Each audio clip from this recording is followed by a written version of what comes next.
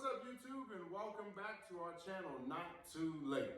I'm Jason. This is my beautiful wife, Tiara. As you can see, my queen. We have the king and queen shirts on today, and letting you know that you as well in your marriage are a king and a queen in your household.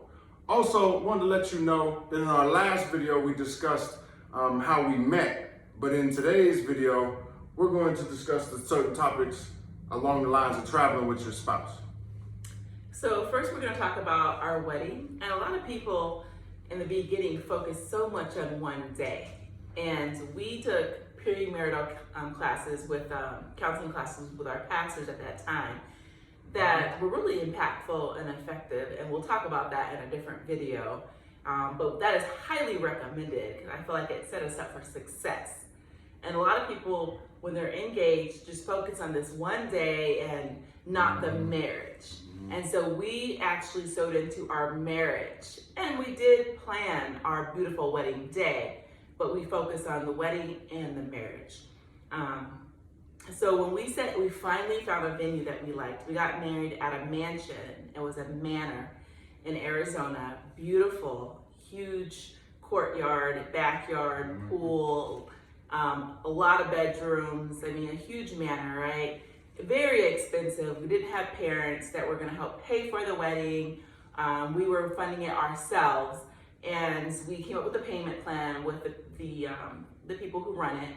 And for some reason, there must have been some kind of miscommunication that as though we paid every month for like about a year and a couple of months, towards a month or two before our wedding date, they gave us a large bill. And we were like, hey, we thought our payments were going towards the bill. And they're like, that was just going towards X, Y, and Z. It wasn't going towards, A, B, C. And so we needed, what was the dollar amount we needed? We needed just over $9,500 to complete this wedding with how many days left? It was like a month, 30, just even 30 days, that's enough to put you back like that. Yeah, we didn't have like 10 grand laying around. I was a high school teacher at that time. He was starting a business. We weren't balling. We didn't have a lot in savings. We were barely able to pay our payments. And so we're Christians, we're believers. We knew God put us together, and we had already invested so much money in the wedding that we didn't want to lose out on what we already had paid for. And so... And you know the stress of having your loved ones book their trip already, ready to come, that your bridal party, that stress of if you're watching this, you probably know what we're talking about. That stress of having your people in place, ready to come, and now you're hit with this might not go through just from a financial standpoint. It wasn't anything like it was a relational thing. This is all money talk. And about 60% of our attendees were coming out of state, and I'm from all over the nation. Some majority from Pittsburgh. I had some family coming from Seattle, and then I had family coming, some friends and family coming from like the Midwest. So it was definitely stressful. We couldn't tell everybody because people would start canceling and not have the faith that we needed to get us through this, because we wanted to pay cash and we weren't willing to go get a loan or really just go in debt for one day. These were the thoughts, because that's what we didn't want. We didn't want to take a loan out. We had thought about it briefly, but we wanted to have a cash paid for wedding and not start off our marriage in this debt that we already had from probably student loans and such, the regular debt that you would have. But yeah. That brings us to the reason for this segment in the video, is because we had an opportunity. We looked at different options when it came to still having the wedding go through. And those options were, when we were talking with the manor that was holding the wedding, because the wedding was going to take place in the same place as the reception, of taking this evening wedding and moving it to the morning. Now, our wedding day happened to be on a Monday, and we picked it for a reason, because it allowed our out-of-town guests to already have 2 days off, so they wouldn't have to take as many days off to even come out even though they already were, but it gave them 2 free days to not have to take off. But I had I was a personal trainer full time at the time, and a couple of my clients that I had trained were inquiring, but one in particular at one point in time inquired via an email that I happened to be on, and I remember it was in the evening too. It's like an hour that you don't check email. I'm talking like 7:30, 8 o'clock at night, and I'm actually in the gym when this is taking place. Me and my wife, obviously we weren't living together. I'm still living in my own apartment, so I'm doing late hours at the gym for me at least. And an email pops up, and the client asked me, because we had sent out an email about the change in the wedding time to possibly doing a morning wedding compared to doing an evening wedding, and one of the reasons why. And he sent to me in an email, he said, is one of the reasons why you're thinking of having the wedding changed from an evening wedding to a morning wedding due to finances? And at that moment, when I read that email, I clearly heard the Holy Spirit reply, tell him yes. And yes, and hit send. And I waited. Kind of like that, quiet. And in an email box coming back, the client said, how much? And I told him the amount. Like I said, it was just over $9,500, whatever, to finish out this 30-day process of getting the wedding completed. And then he responded, how about, what if I pay for personal training for a year? Do the math on that. Let me know if it covers it. I did the math on it, on my rate. It covered it. He said, I'll bring a check the next time I come in. Would that suffice? I'm like in tears in an email. Yes, type an email, yes. And get done with it. I'm up here, get up on my chair, praising God, put my hands up in the air. I called you. I remember calling you. Do you remember what your reaction was? I mean, I'm a prayer warrior. I have been praying, fasting. I only told a few people. I had to encourage my pastor. My pastor was thinking like we was gonna have to cancel the wedding. I was like, to the church or something. Moving to the church. I said, where's your faith? Come on, pastor. God gonna come through on this. And so I knew he was gonna come through. I just didn't know how or when. But it was time was ticking. Yeah. And we didn't cancel, and people had no idea. Everyone was like, oh, it's getting close. We're so excited. We're like, yeah, we're so excited. They had no idea that 9,500 was over the top of our head. Like, okay, Lord, like this is gonna be a powerful event. And you know what was funny about, it wasn't funny, but the thing that was something that happened with him. Oh, I drew a contract up for him for sure. I remember that. I remember the day I'm going to get to the point of the money. I remember, and I'm going to go back into what you had said something earlier about, I remember our pastor telling us to speak on a Wednesday night. We're going to get to that in a minute. So I remember the day he came, she was on me like, you get there. I was on time. I was so early for him. I had a contract drawn up, name placement. I'm going to be here. Whatever you call, do, want, say. And he came in there so casually. It was on an off day, actually, that he didn't even come in on a normal basis. And I mean, the check was blank. He came in, he wrote it. He wrote it out and gave it to me. I was like, I got the contract here. You want me to sign it? He was like, put that thing away. I said, he said, you're going to have a great wedding. I'm like, that man left. I mean, I was just so indebted to him, kind of in tears. But I knew who was to respond. Because of this, it is God who impresses upon the heart of man to give that favor. God impresses on the heart of man. We prayed, he sent the response to somebody who could get it done. It got done. God can do it a myriad of different ways. He is not subjective to any particular way of doing something. He's God. He could do it any way he so chooses. All it took was faith to know that you guys need this. We honestly knew, here's the thing I want to clear up too. This is not us making payments and then at the end, we knew that we'd have this large thing at the end. This thing hit us. Remember, it hit us. We thought that every payment we were making was going towards this thing instead of having this 30-day crunch on this certain amount. If we would have never got to this point. We would have been like, okay, well then we're gonna up the payments by $150 more or whatever it was. We knew we were an honest effort. So and we ended up getting a lot of upgrades for our wedding because the owner, we asked to speak to the owner for the miscommunication. And it was a miscommunication. And they gave us like the balls for free. And they got upgrades. They upgraded our food. wedding It was great. for free. It was great. And we, it was a beautiful, beautiful wedding. We just changed a little bit of the menu. I believe we went from filet mignon to chicken and we was about to get filet mignon. yeah, we did. We You don't have to do that, but I guess it's just one day, you know what I mean? Her tastes. I took they were trying to charge me like a lot of money to put I some. thought that was the first time we took off so much. Yeah.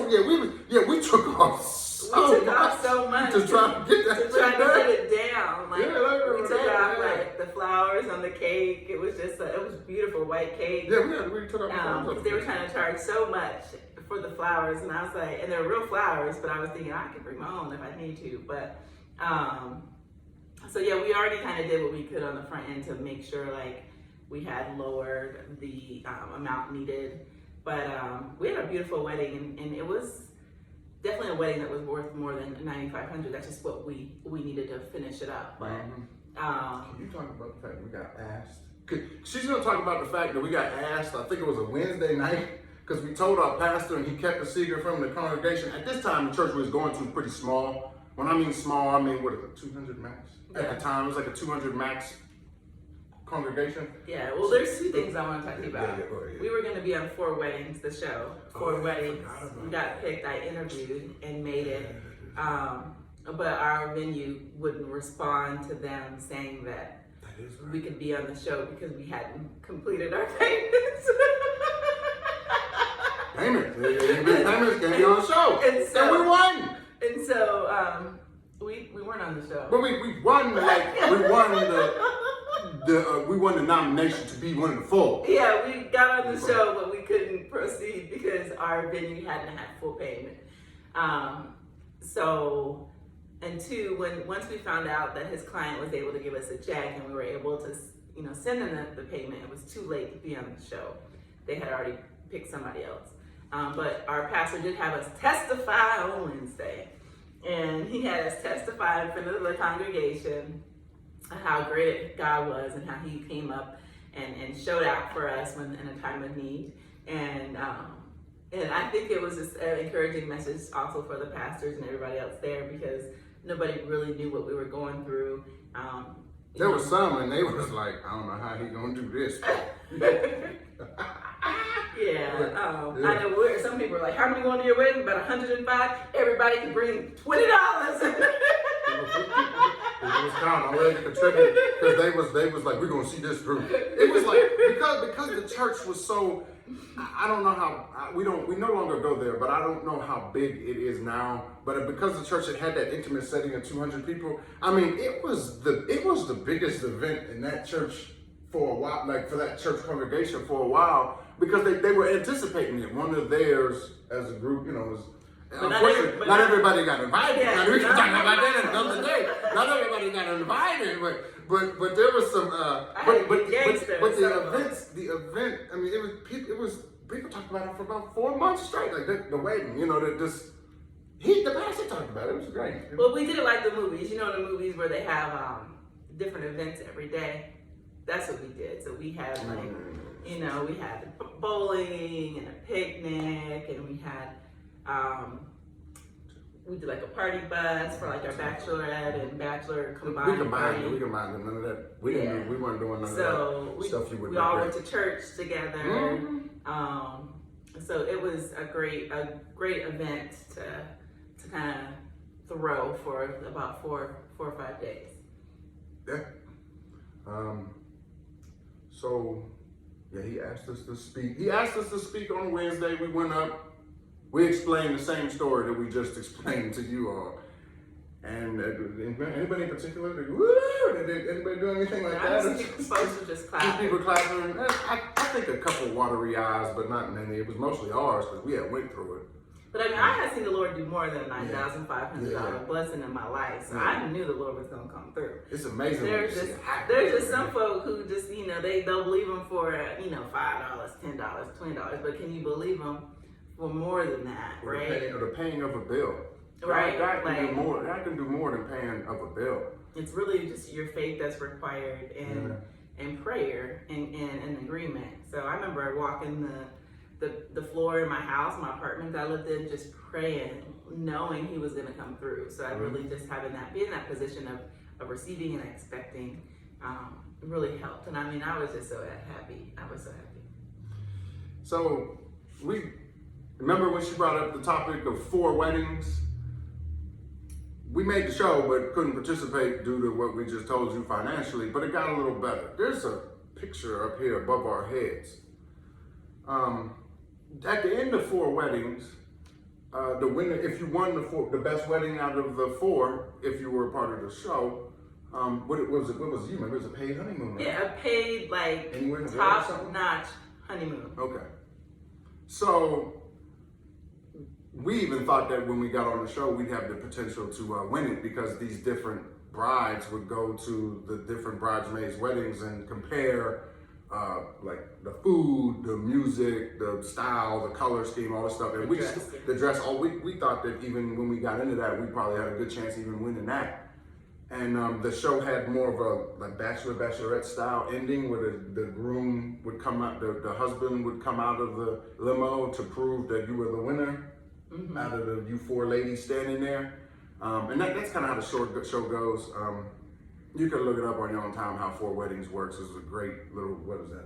It's a great reality TV, TLC, reality TV, whatever. But we were able to plan a wonderful vacation for ourselves. It took, 2 years to plan? About a year and a half or 2. Year and a half. We paid cash. Paid cash, and it was worth the wait. And this picture right here above our head is a group of selective photos from each location we went to. On what kind of cruise did we go on? A Mediterranean cruise in Europe. From Barcelona to Venice, hitting different ports along the way, going as far east as Ephesus, Turkey. And we went up north to Venice. But we can start when we landed. We landed in Barcelona. And we stayed there before we even boarded our ship for a night. I want to say, was it 2 days? So 2 days, 1 night. Yep. And a really, really nice hotel because we were only having to pay for 1 night. So why not do it up, right? What's the name of that hotel? Barcelo Revel. Oh, Barcelo Revel. Man, it's a great hotel. Nice hotel, like the rainforest shower. I mean, very modern, classy, rooftop bar. Right in the heart of the city. On that, right off of that, right behind, it was kind of like right behind Les Ramblas, that real famous touristic or just more local street, but it's right behind it. So you still got a chance to see plenty of action from your window room. Yeah, the people were really nice. Everybody was brown. We love all people, of course, but we felt really comfortable and we fit in. My first time in Europe. She had a previous experience she'll dive into a little later or in another segment. We're not sure yet, but man, I've been to Mexico, I've been to Canada, but when I went to Europe for the first time, and particularly a place like Spain, for me, I loved the way I felt. And what I mean by that is I felt like part of the crowd by complexion, primarily complexion, because I'm tall, so I stood out. And then for the first time, for me at least, because Mexico and Canada are a little different when you go. They still kind of know you're from America, so they may call you an African American. But when I was in Spain and a few other countries in Europe, you're the American, you're an American. You have American dollar? I'll take that.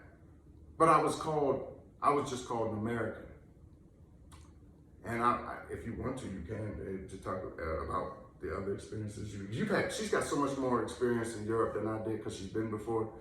But I was only through Europe, and we were only there for 2 weeks.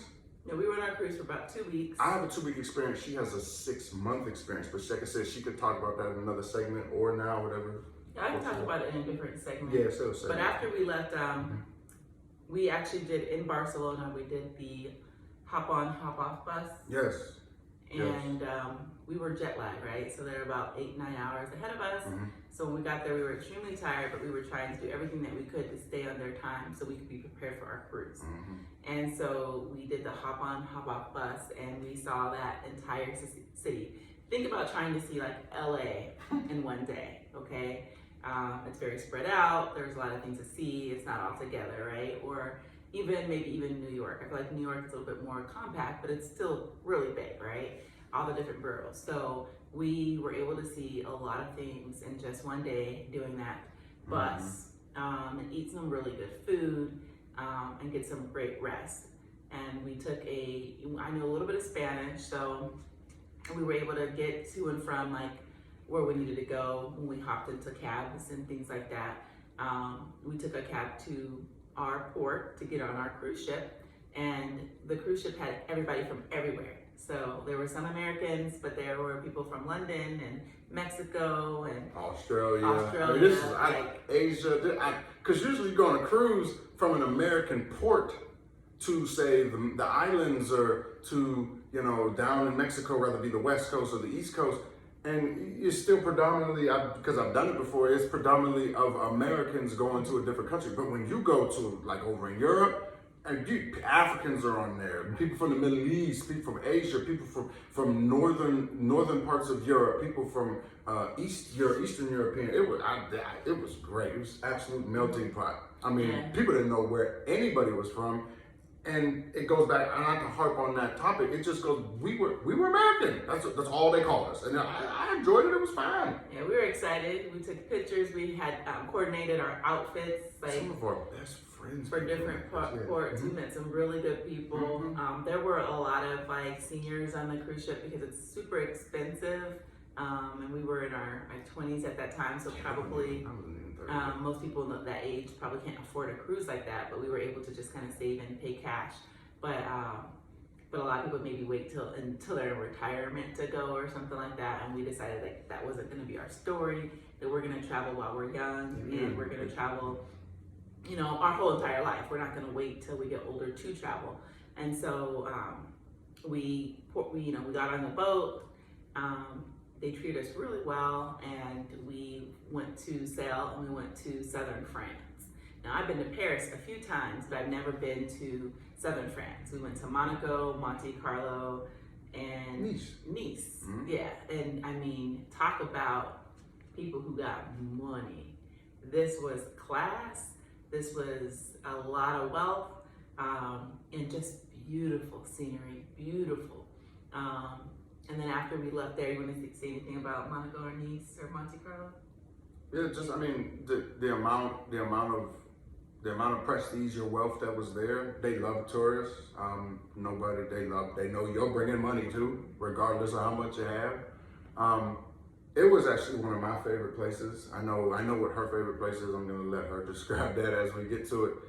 But I wanted to touch base real briefly on about the traveling part. This was something we chose to do before having kids, which really helped us because we know taking that kind of cruise now could be a little difficult. But we decided to do it before kids. We wanted to do a cruise like that in our 20s and possibly do it again when we get older to kind of compare the two. But your situation is different, man. It's not the knock that you can't do it, or was a great way to do it, and that is through those, 2-year payment plans, and just treating it like a bill. If you have the patience, my biggest key is if you have the patience to wait, you can get there. You can pay monthly payments for the cruise while making a monthly savings for your airfare, because you already know you got to make airfare a one-time payment. So, and that was our strategy. That's another thing I want to teach. That was our strategy for traveling, because that really helped them out. Yeah. Yeah, Some because people I mean, don't know just that. like the cruise itself, I don't even remember. It was so long ago. Yeah, that was like But 10K. I would say like at least, 6,000 a person, and then plus airfare, and then plus your excursion. So you're probably looking at 20 G's or something like that. But we broke it down, so I don't remember the exact amount, but it was all cash. And so after we went from South France, we went to, again, you get back on the ship and you enjoy the ship, and we had our own butler and servers.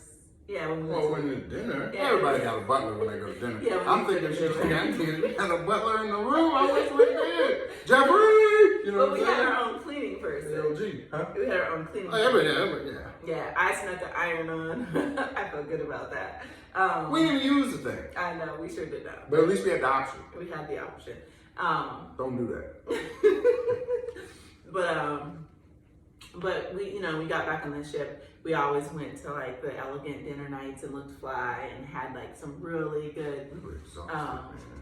It was just the best of both worlds. You see in Europe in this amazing historic cities, but then you're also getting back on the ship and enjoying all the great food and entertainment and friends. So a really great experience.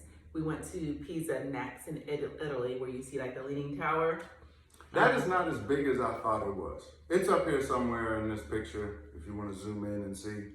Yeah, and we'll show you the pictures after this. Yeah. We're gonna zoom in for you guys to see them all. But these are just some of the pictures. We have so many more. But and we did the whole picture when you have you're standing next to the tower and it looks like you're holding Trying it. to hold that thing. And so we did that, and we did a tour. We did a river cruise down Pisa. The river was very dirty. It was an old World War II river that you could use, that they used to get through France. Yeah, I never seen a too. fish want to come out of that water. Fish were Yeah, popping it up. jumped up, yeah, Fish was trying to escape from that water. That It water was was dirty. nasty. It was like a green brown color. It looked like the color of roux. If you know what roux is, before you make your soup and before you make a stew when you're making roux, it was like that brown. Yeah, it was like an applesauce color. It was disgusting. Yeah, so we definitely did not want to fall in there. Stay on the boat.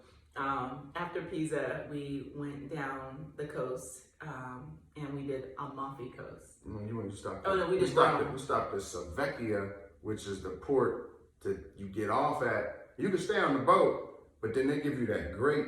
It was incredible. A 2-hour bus ride to Rome. I mean, and so you get a chance to see the Roman country. You get a chance to see the Italian countryside. That tour, it was just as exciting riding the bus down from Savecchia, and I've been practicing and then remembering that term of that port, because that's the way it's pronounced. Savecchia, Rome is the port, and then drive down 2 hours to Rome, and you got this archaic outdoor. I call it an outdoor museum. That's pretty much, Rome is an outdoor museum. It's beautiful. And it was at that time when Jason you weren't feeling good. I wasn't feeling good. And so we always, in Pisa, he wasn't feeling good. So I would always say, pack your own, NyQuil or Dayquil or any kind of medicine that will help you. Because when you try to bite on the ship, they try to really, really hike up that price. And so, he pressed through, and we still did all of our excursions, even though he was not feeling well. We ended up starting to order from places that were making the food in front of you, or ordering room service, and not necessarily eating a lot from the buffets. And so, yeah, and then in Rome, we had some really good food in Rome. Remember the from the stands? Now, this is back in 2014, correct? Yeah, this is back in 2014, so it has nothing to do with the time, of course, now. Yeah, and then in Rome, the only thing is at Rome, those kids, I feel so bad. There was all these little kids that were begging for money, and if you gave it to them, they would follow you for more. Or even if you made eye contact, they would follow you for more. And they looked so dirty and so helpless, and it was just so easy to fall into that trap, because if you give one to one, then you have 20 other kids coming. So we had to eventually stop giving and focus on where we're going and try not to make eye contact so that they wouldn't follow you. But we did get to we saw the Colosseum. Was it the Vatican. We took a lot of pictures outside of the Vatican. All the different other We monuments. saw the Trevi Fountain, of course, and drove past it. I forgot what the steps is called. Like the Python. No, they're thinking Athens. I'm Oh, talking that's about the Athens. steps. When you're on the bus tour, man, I mean, we all saw all the touristic-y stuff. But like she said, in order to go on this cruise, we wanted to maximize our effort and time too, because we knew at each location, you pretty much spend like the length of a work day there from what, 7 to 4, 8 to 6. That's about the length of time you have from the time you get off that boat to the time you gotta get back so you can get on the boat so it can leave again. So we wanted to maximize our time. So the best way we did it was do with bus tours. Bus tours in major cities like that, so you could see the stuff you want to see. So that way, when you go back for the second time, rather you're still of an earlier age or working age, or if you're in retirement, I saw that already. We're gonna go and do something like we really wanted to do. Maybe like, yeah, you ever see that? Take a couple pictures. Now we're gonna go taste wine out in the vineyard or something. Something that's just rare that you don't really do in big cities. So what we decided to do with the excursions was to make them less engaging as time went on, because we did not want to have a really tiresome cruise. And so as the time went on, like we did try to pick, the bus tours and things like that. So we could still see everything, but we're not walking these major cities and just being tired. But then we would choose like boat rides so that we could, be on the water and not have to walk, but still have beautiful views. And we love, if we could be on the water, we'll be in the water in any capacity. So we always pick like a boat ride. And then even when we were in Venice, like, we did boat rides, and we saw like some glass being blown and things like that. But like we did a boat ride and we did a gondola, right? So we were, that city's built on water, so we definitely embraced that. But when we went down to Amalfi Coast, Italy, we did the boat ride up the coast, most beautiful sight ever. Pictures, the video does not do it justice at all. You're riding between you have the east coast of Italy on your right, the Amalfi Coast, and then on your left you have Sardinia, and you're going in between. It's gorgeous. The water, the view's amazing, and then we had like that limoncello.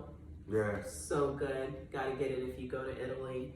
I think we took a picture. Like I said, it's up here. I'll show you on St. Andrew's steps, where the remains of St. Andrew or their disciple Andrew is. I mean, so we took, speaking as a Christian couple. I mean, it's amazing to go to places where these 12 men remains are buried. I mean, like, Peter is in Rome in the Vatican. I mean, St. Andrew, they call him St. Andrew, but Andrew has his own at the top of the steps in the Amalfi Coast of Italy.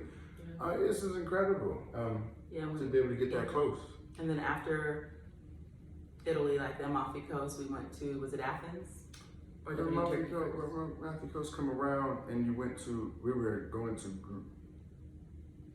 in Greece. We went to Greece next, but I just can't remember if it was I think it was Athens It first. was Athens, yeah. Yeah, we did Athens first, which is another huge City. Couldn't even really tackle that one, just all bus. All bus tours. It was amazing. We saw so much. And then there was a lot of beautiful beaches also. And then after that, we went to like Turkey. No, Santorini after Athens, yeah. And we did Santorini, Greece. One of my favorite spots. Black Sand Beach. Black Sand Beach, the clearest, beautiful water. We swam in it, It phenomenal. was called the Aegean Sea. Yes. The Aegean Sea, we were on one of the 7 seas, and that area has the Aegean Sea, and that water is unbelievable. Because there's no pollution up there. They can't dig wells and pour out from the major city out into the middle of the ocean somewhere. So it doesn't look, no offense, LA, it doesn't look grayish. It looks so clear and blue. And I've been to Hawaii, and I believe they have beautiful beaches too. But this was nothing like it. I have not. I'm getting there. Yeah, we'll go. And I'll say this, it was a very small, like Santorini was a very small, city or whatever, but it was definitely beautiful. And you actually drove up, like once you're on water, Yeah. And then you drive up to the top of the city, because it's like on It's a volcano. a volcano, or even there's another volcano next to it. But then you drive when you're on top to the beach. And that always confused me, because I felt like we just came down here from the beach, but we're driving up to the beach. Mm-hmm. But maybe it's like on a slant or something. It's And built. Santorini is built on a giant inactive volcano. Now I'm putting inactive, but it has been for centuries now. And so it was strange. We came off the mountain from the beach to get down to the boat so we can leave Santorini when that time came. Yeah, we took like the... And that's why the sand is black, because of the soot from the volcano centuries ago. Yep, and then we, they, in Santorini, they say drink wine, not water, because they have a water shortage. We had some really good shrimp scampi while we were there. Okay. We had some really great views, because we had a restaurant in the very top. You could see the boat, our cruise ship from afar. And we had really, you know how the white buildings, it was just a really great place to be. The people were really, really nice. And we ended up getting water there too, because we always like to take our own water on the ship, because it's cheaper when you get it off the ship. We were buying water almost at every port we left from to come back onto the boat. And so many people were like, that's a good idea. I think I'm gonna do that next time. I think I'm gonna do it next time. Yeah, like we would bring like 12 pack, 24 pack. And we would ask for water and say water with no gas. Now I'm like, what the heck is water with no gas? Well, a lot of European water is that Pellegrino, the bubbly, the seltzer water. Yeah. You could say water with, and I'm like, I don't want any bubbles. And they would be like, oh, you want no gas? It's like, yeah. And they were like, so we knew to ask, water with no gas, please, no gas. And I remember you putting your finger up a couple of times, like, no gas, no gas. I drank one, it's okay, but it's just not as refreshing as trying to. Yeah, she's like, no. Get you some water with no gas. That's what they mean. Yeah. When I lived in Germany, I always ordered goulash, because that was my go-to meal. It was cheap, filling, delicious. Yes.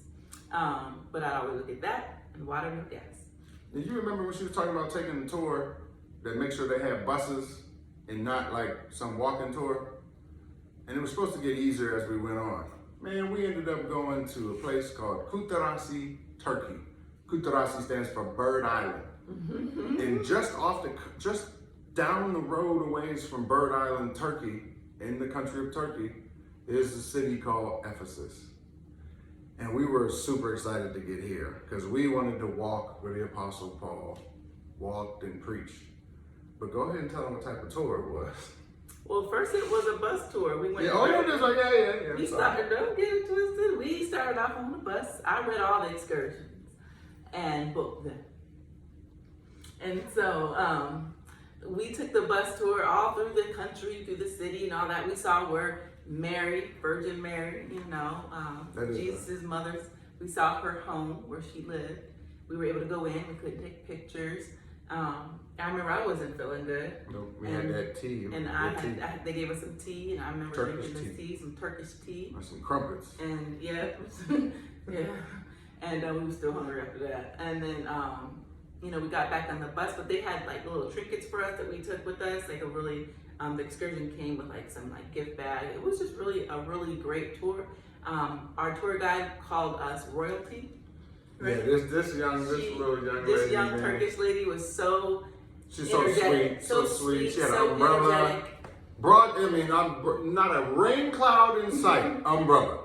But the sun, nobody looked stupid because at first they're like, the sun beating on you. And she was like, family, royal family, because there's so many people. You're walking, and this is the craziest part. Ephesus, the stuff in America that we covet, and I'm going to use the word covet here, called granite countertops in your kitchens, in your apartments. Marble, granite, like that type of, I wouldn't say what's the real expensive one? Slate. No, not slate. Or slate, right? Whatever. That is on the ground of what we're walking on through the city of Ephesus. So the stuff that we've coveted is the stuff that they just walk on. Ephesus, they had a huge the ruins, right? So it's all the ruins of the buildings and a huge stadium where Paul the Apostle preached. Quartzsite. And like Quartzsite, yeah. And Quartzsite. so you didn't want to slip and fall. We're from Arizona, so we're used to 110, 115 degrees. This heat was not like Arizona. It was worse. They had humidity. They got them big old trees out there. There was no shade in sight, and we were just hot. We was hiding behind pillars. We were hiding behind pillars. Just standing there, and the crowds go by. Trying to catch a shade, trying to look, oh, there's a piece. Let me try to get in there. But it was amazing history. Our tour guide gave us a lot of information. At the very end, they gave us these frozen. Oh my gosh! What were they called? There's a picture of it. It was like a Frozen. it was like a turban. It was a turban that was perfectly made in shape. It was flexible for any size head, and they had them in the cooler. And in the cooler, they were handing them out, and they were frozen, like you could barely crack it. But it was so hot that it started to crack a little bit, and you crack it, put it on your head, and it just felt amazing. I didn't know how I was gonna make it back to the bus, and then they gave me that turban. I said, "Oh no, I've been free," because I was gonna pass out. I was so hot. I had to admit though, being here in this beautiful state of Arizona, I'm just gonna admit I want to take that thing. And that dude, on our way back from the bus, hey buddy, him hat. We need your turban. Okay, man, okay. And I should have just asked how much are these or where can I get one from? I would have. We still have them to this day. Yes. But now that I know it was so worth it. That part of the trip, ooh, we couldn't wait to get a bus. We got like 10 shades darker. He was out there. Boy. We already brown, but we was brown. So after Turkey, we had a long cruise ride up to a place called Kotor, Montenegro. And this is up the Adriatic Sea that separate. Now you're on the east coast of Italy. Yes, you're on the east. Now you're on the east coast of Italy, and you're in between Italy and Croatia, going up, heading up, trying to get, because Venice is up in the corner, in the northeast corner of Italy. But Kotor, Montenegro, what a green place. What a secret place. What a place to go. Only one way in and one way out. And you come in on your boat and you have to like go at a really slow speed. You're gonna create a lot of waves. The cruise ships are huge. Oh, cruise ships. And then you come in this way. There's no way to get out. You have to come back this way. And on each, there's hills going down. All green hills. Going down, and there's houses on these hills all around it with water down here, and one way in, one way out. And it was phenomenal. We were able to. We did a boat tour. We were super excited about a boat tour. Oh, we got the front of the boat. They had a bike tour, ride a bike. Remember we were talking about that? He was like, we ain't riding no bike No. out here and exercise. The boat tour was the best. We went in the cave. Speedboat Yeah, tour. it was a speedboat. We had to once they pointed out the boat, they said go line up. And so I booked it so I could get in front. We did. We got in front. And we got in the front. Cause we didn't want to look through people's heads. Yeah, it was like a first come, banana first boat. serve. Like everybody was behind each other holding on. And so we were in the very front, so we could just see it. And there were spouses that would obviously maybe like I sit behind my wife. We made it when we got on that boat first, we sat in the front side by side, just like this. So we had I got my space, she got her space, we married, it was just panoramic views everywhere. And it was raining, so when you raining in the boat going fast, it's hitting your skin. It's hitting you. But it was so fun. You just hold on and Anything was enjoy. cool. Anything was cooler than Turkey, like from a temperature standpoint. So Yeah. we enjoyed this rain and this cool air. And it was a beautiful scene. And they took us into a cave. Some kind of grotto or something. And it was similar to the cave that you see like in Capri. The crystals on the wall when you get in. We had our swimsuits under our clothes and we were supposed to be able to get out and swim. But apparently the tide was too high. And so he said that we could just go in and not get out and swim because we didn't want to get stuck. Well, this other boat came in with us in this cave and they started jumping in and the water kept going up out of the hole. And I was just like, oh my God, we better be able to get out of here. Well, that's why we couldn't get in. We was too much liability for the cruise ship because we're the cruise ship's responsibility if anybody fell in. So Yeah. there's like, don't get out. So apparently, obviously, we got out, we're here. But that was pretty scary. And we were running late, but we actually went and swam in the water after that. We went to the bar And we went to some port with it was like a house and a restaurant. It was amazing. yeah, they had like a house restaurant. Everyone got one drink, and then we got a chance to jump in this crystal clear Adriatic water we used to look at the bottom, go underneath and look, and the sea urchins everywhere. They do look a little prickly, but they're purple prickly things. But we didn't want to dive down and like touch them. But the sea urchins were there. It was great. I guess it was a delicacy, sea urchin row. But that was one of the better times. We felt like kids again, just running and jumping off the deck, just splash, and then climb up the ladder and then do it again. Like if I had my hair up like in a high bun, and I was just doing my thing. And then we got back on the boat, and it was raining so bad that we were on Celebrity Cruise that we felt like celebrities. They were waiting for us with umbrellas. Here you go, like making sure we didn't get, wet. Too wet, yeah. And it was phenomenal. When you do a tour approved by the boat, they take all the necessary precautions to go through and make sure that what you paid for is what you're getting. We call it celebrity for a reason, because you're gonna feel like a celebrity now that we just told you what the cruise line was to do it. Celebrity. Yeah, and then we went to one of my favorite ports.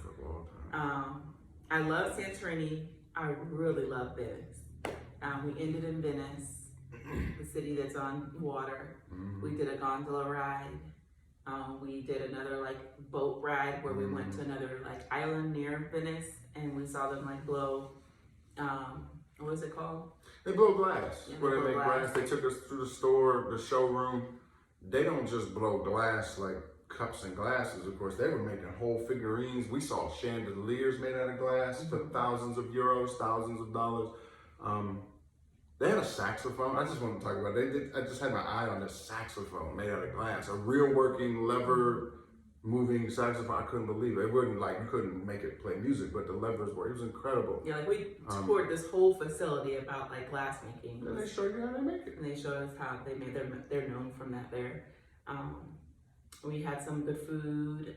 There was a lot of people, a lot of birds. Yeah, man. You all know the pigeon scene in St. Mark's Square. They're everywhere. Yeah, we got back on our boat and ate dinner and everything like that, but they ported at Venice, so when we left to go fly home, we flew from Venice. So we got off the boat again and we were in Venice to get to the airport. And we actually flew into Toronto, Canada, first from Venice, and then Chicago, and then Phoenix. Right there, so we told you our whole vacation. It was pretty quick, going around the way. I get the whole point is traveling with your spouse, please do it. Do it locally, do it domestically. When you can, do it internationally.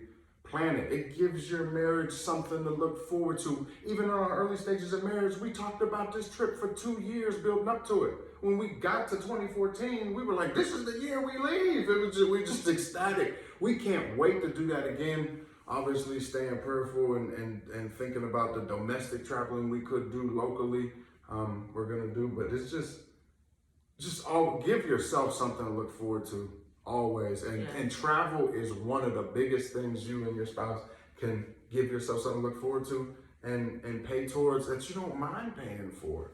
Yeah, and we'll say this too, we got pregnant on that cruise. And so that's when things changed, life changed. 10 months later, our firstborn, Josiah, was born. And Josiah's 5, and he'll be 5 in 2 weeks. So, a blessing came out of that cruise also. So watch it when you go on these cruises, y'all. So, it's cool. Please, traveling with your spouse is a wonderful blessing. I'll show you some of these pictures close up here towards the end of this video. And always remember, it's not too late.